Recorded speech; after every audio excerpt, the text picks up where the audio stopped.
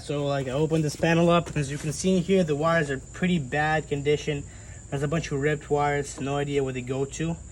Also we have the regulator rescue right here, regulator unit. We need that thing to be connected to the block.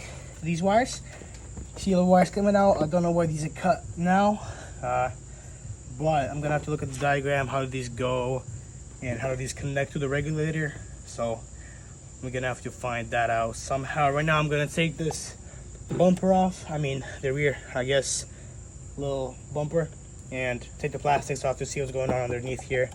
Pull these wires out and figure something out with them.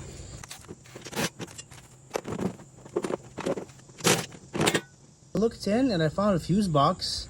So it has spare 15 volt. They're not set right as well, because unless you look at them like this, but I'm pretty sure they're supposed to be the other way.